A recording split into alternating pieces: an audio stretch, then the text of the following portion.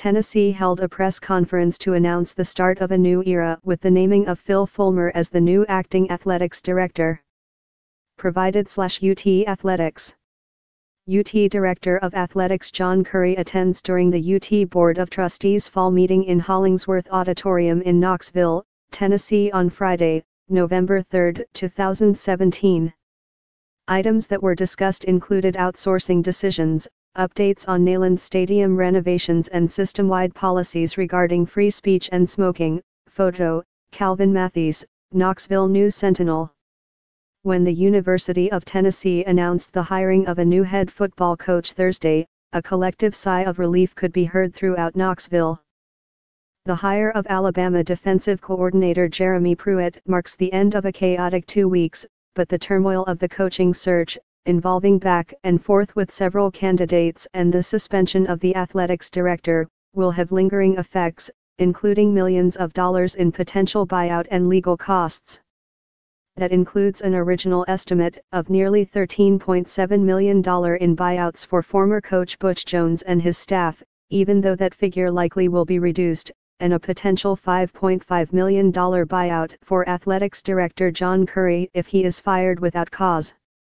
University of Tennessee head coach Jeremy Pruitt speaks about who he sees as the Vols' opponents during his introduction ceremony in the Neyland Stadium Peyton Manning locker room Thursday, December 7, 2017. There's also the potential for costs associated with the university withdrawing on a contract Currie reportedly signed with coaching prospect Greg Schiano before reneging on the deal after fan backlash. There's a number of potential legal ramifications and settlement costs and buyout costs, said B. David Ridpath, Associate Professor of Sports Business at Ohio University. I definitely think there's going to be more. I really don't anticipate John Currie walking away with nothing. I'd be really surprised. And I'd also be surprised if Schiano actually took action, but that all remains to be seen. At the time of Jones' firing in November, Currie said the total cost of buyouts for him and his staff could total around $13 million. Read more, Butch Jones fired, what's in football coach's termination letter from Vols AD John Currie.